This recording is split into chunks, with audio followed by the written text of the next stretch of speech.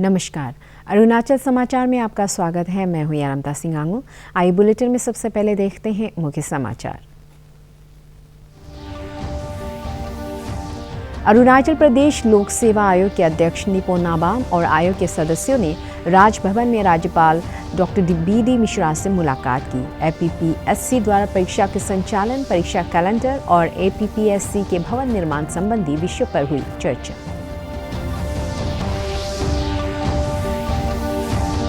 अरुणाचल प्रदेश के नामकरण के 50 वर्ष पूरे होने के अवसर पर कल आयोजित होने जा रहे गोल्डन जुबली समारोह में हिस्सा लेने के लिए जीरो पहुंचे मुख्यमंत्री पेमा खांडू विवेकानंद केंद्र विद्यालय में किया अटल टिंकरिंग लैब, कंपोजिट लैब और लाइब्रेरी ब्लॉक का उद्घाटन।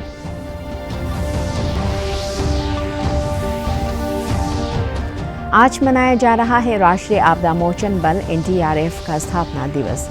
ईटानगर स्थित 12वीं NDRF के मुख्यालय परिसर में हुआ कार्यक्रम का आयोजन। मुख्यमंत्री पेमा खांडू और केंद्रीय कानून मंत्री किरण रिजिजू ने NDRF के अधिकारियों एवं जवानों को दी शुभकामनाएं। अरुणाचल प्रदेश लोक सेवा आयोग APPSC के अध्यक्ष निपोन नाबाम और आयोग के सदस्यों ने आज राजभवन में राज्यपाल डॉक्टर B.D. मिश्रा से मुलाकात की। इस दौरान APPSC द्वारा परीक्षाओं के संचालन, परीक्षा कैलेंडर और APPSC के भवन निर्माण संबंधी विषयों पर चर्चा हुई। राज्यपाल ने आयोग की दक्षता और उच्च मानदंड को बरकरार रखने के लिए APPSC सदस्यों की निष्ठा और पेशेवर रवैये की सराहना की।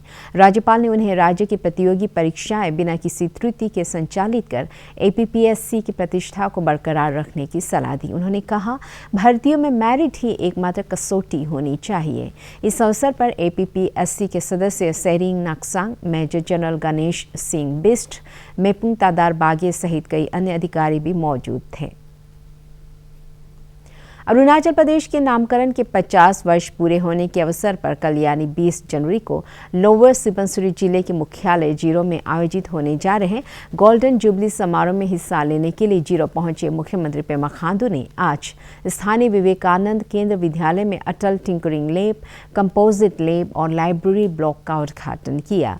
गौरतलब है कि स्कूली छात्रों में वैज्ञानिक सोच को विकसित करने के मकसद से नीति आयोग अटल इनोवेशन मिशन के तहत स्कूलों में अटल टिंकरिंग लैब स्थापित करने पर जोर दे रहा है। मुख्यमंत्री ने इस अवसर पर VKV जीरो के छात्रों एवं शिक्षकों से संवाद भी किया। इस दौरान कृषि मंत्री और स्थानीय विधायक तागे ताकी एवं अन्य जनप्रतिनिधि और अधिकारी मौजूद थे।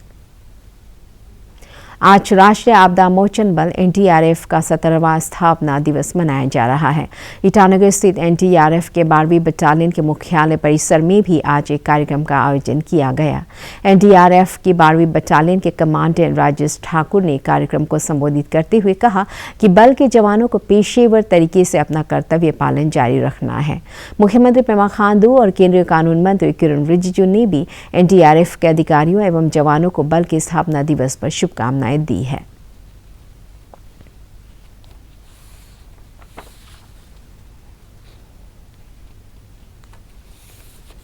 भारत में सबसे ज्यादा प्रोफेशनल टीम किसी भी आपदा के लिए NDRF टीम हमेशा तैयार रहता है और NDRF का जितने भी जो टीम है एक से बढ़कर एक प्रोफेशनल है और देश में चाहे बाढ़ आए, चाहे तूफान, चाहे अर्थक्वेक, चाहे किसी भी प्रकार का प्राकृतिक आपदा आता है तो NDRF टीम सबसे पहले पहुंचता है। इसलिए मेरे तरफ से NDRF के पूरे टीम को बधाई देता हूं और आगे का कार्य के लिए शुभकामनाएं देना चाहता हूं।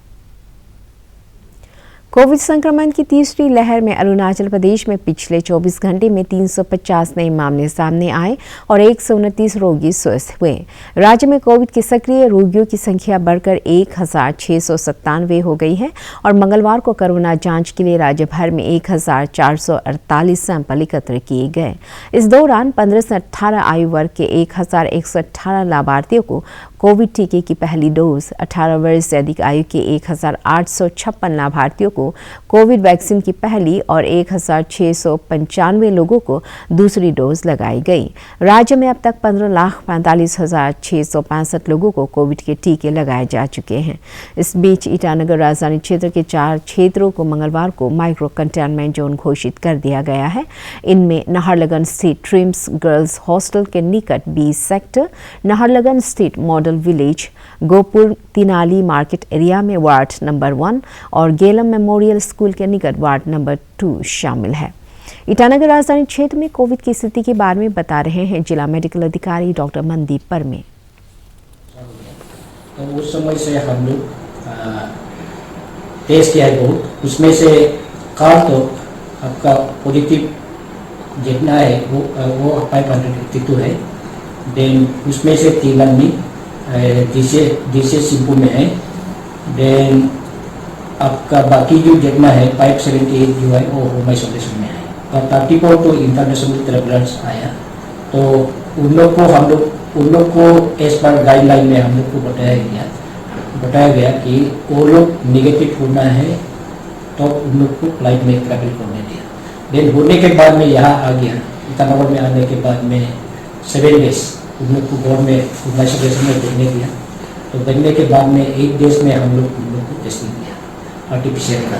तो टेस्टिंग किया तो उसमें हम लोग का 34 ही मैंने हम लोग को ट्रेस हुआ है। तो जितना भी ये मिला है तो वो लोग का नेगेटिव मिला और 3-4 आदमी का अभी भी थोड़ा रिजल्ट मिलना बाकी है। देन उसके बाद में हम लोगों ने जेनोम सीक्वेंसिंग को भी हम लोग टेस्ट किया है, उनके आर्टिफिशियल टेस्ट करके हम लोग जेनोम सीक्वेंसिंग। राष्ट्रव्यापी टीकाकरण अभियान के तहत देश में अब तक 158 करोड़ से अधिक कोविड रोधी टीके लगाए जा चुके हैं। पिछले 24 घंटों में 2,82,000 से अधिक कोविड के नए मामले दर्ज किए गए और 1,88,000 से अधिक मरीज स्वस्थ हुए। देश भर में अब तक कोविड के नए वेरिएंट ओमिक्रॉन के कुल 8,961 मामले सामने आए हैं। प्रधानमंत्री नरेंद्र मोदी ने किशोरों के कोविड टीकाकरण अभियान पर प्रसन्नता व्यक्त की है। आज एक ट्वीट में श्री मोदी ने कहा कि युवा भारत अपना मार्ग प्रशस्त कर रहा है।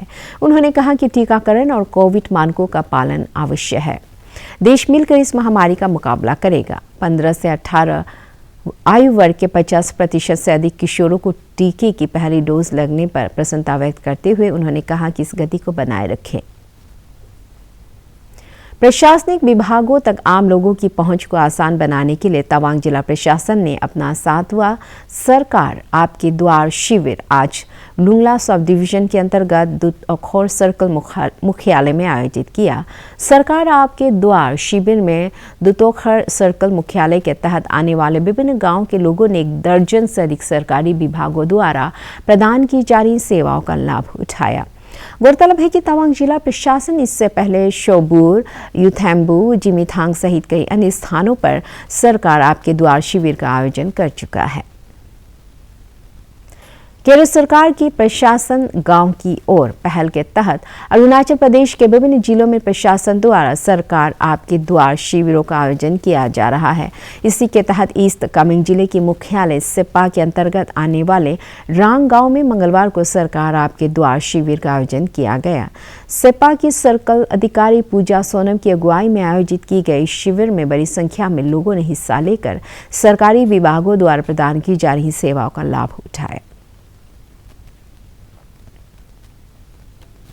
राज्य के कृषि मंत्री और स्थानीय विधायक तागे ताकी ने आज जीरो स्थित ज्ञाति ताका जनरल अस्पताल का निरीक्षण किया और स्वास्थ्य कर्मियों से संवाद किया। श्री ताकी ने कोरोना महामारी से निपटने के लिए ज्ञाति ताका अस्पताल द्वारा की गई तैयारियों का भी जायजा लिया।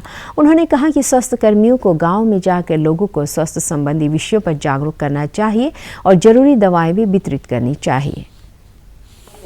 जब हॉस्पिटल में पेशेंट नहीं रहता है, doctor should go to the field. सबको एडवाइजरी दे के घूमो, गांव में जगह जगह पर सामूहिक तौर पर गैदर करो, हेल्थ का विषय में बताओ, प्रिकॉशनरी मेडिसिन उन लोग को दे दो। तो यहाँ हॉस्पिटल आने का जरूरत नहीं है। तो और हमारा इतना आबादी नहीं है कि हम कंट्रोल नहीं कर पाएगा। We have got a handful of people in Arunachal Pradesh only. तो सारा लोग अगर ये बर्डन ले लेगा, हॉस्पिटल बनाने का भी जरूरत नहीं पड़ेगा। नहीं, डायलिसिस अभी होने वाला है, कर रहे हैं अभी 26 जनवरी तक हम लोग इसको कमीशन कर लेगा। एंड अभी जो देखा आईसीयू हम लोग देखा है, वैसा डॉक्टर के हिसाब से हमारा यहाँ लगभग है, लेकिन उसको असिस्टेंट वाला मैन पावर अभी भी कम है।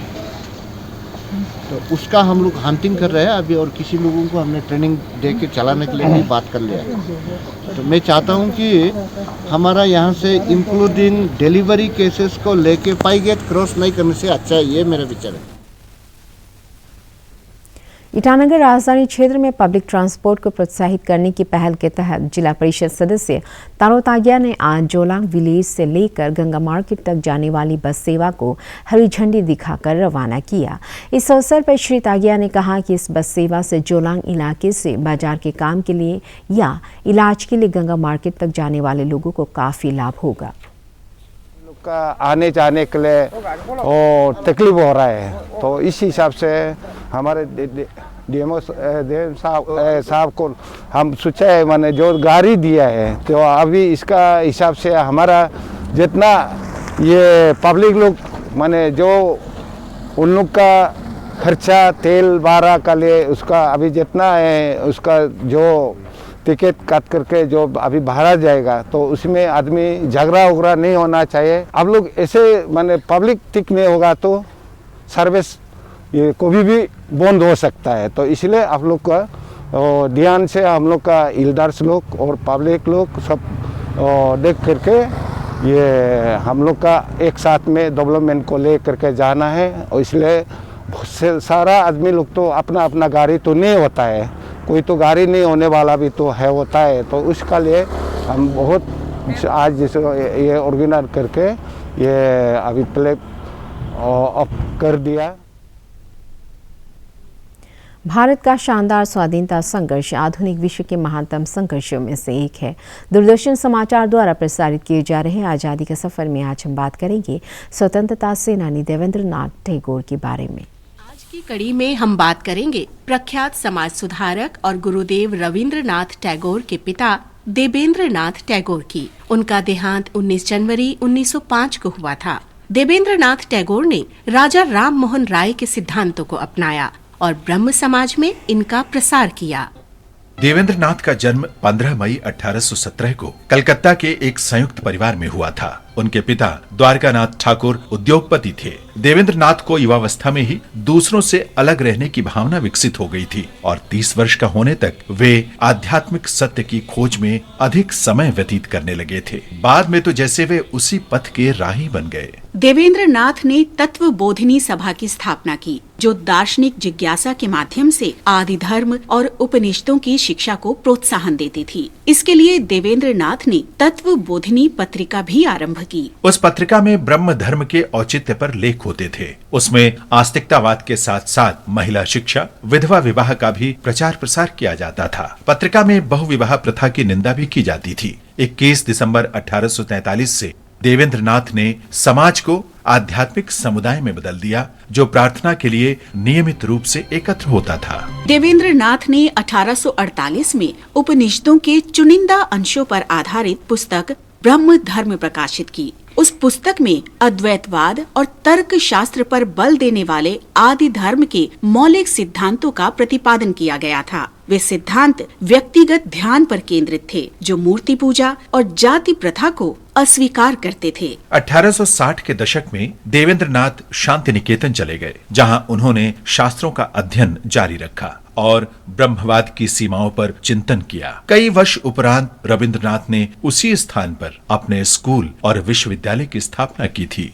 अंतिम समय तक देवेंद्र नाथ भारतीय समाज की बेहतरी के लिए कार्य करते रहे। इस महान भारतीय की स्मृति को शत शत नमन।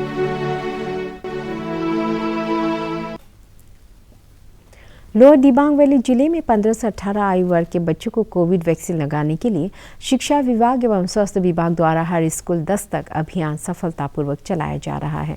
जिला उपायुक्त सौम्या सौरभ स्वयं स्कूलों एवं टीकाकरण केंद्रों में जाकर कोरोना टीकाकरण अभियान की निगरानी कर रही है। उपायुक्त सौम्या सौरभ ने स्कूली छात्र छात्राओं सहित सभी पात्र लोगों से अपील की है कि वे जल्द से जल्द कोविड वैक्सीन की दोनों डोज लें और कोरोना के खिलाफ लड़ाई में देश की मदद करें।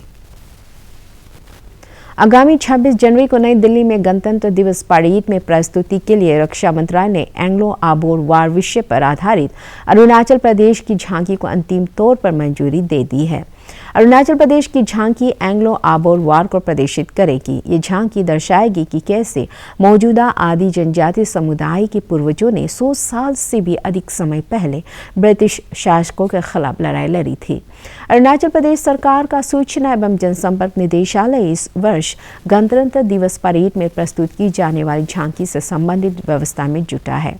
DIPR के डिप्टी डायरेक्टर ओन्योक पर्तिन को इस बाबत नोडल अधिकारी बनाया गया है, जबकि IPR निदेशालय से हगे हबुंग और सांगे स्वांग को राष्ट्रीय राजधानी में झांकी की तैयारियों की निगरानी के लिए प्रतिनियुक्त किया गया है।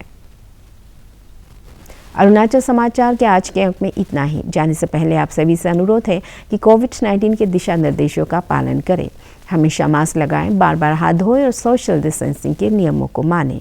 कोरोना महामारी से बचाव के लिए आपका वैक्सीन लगवाना भी जरूरी है। अगर आप वैक्सीन लगवाने के पात्र हैं तो जरूर लगवाएं। हम कल फिर हाजिर होंगे अरुणाचल और देश दुनिया की खबरों के साथ। चलते चलते आपको बता दें कि आप अरुणाचल समाचार हमारे YouTube channel DD news Arunachal पर भी देख सकते हैं। देखते रहिए अरुण प्रभा। नमस्कार।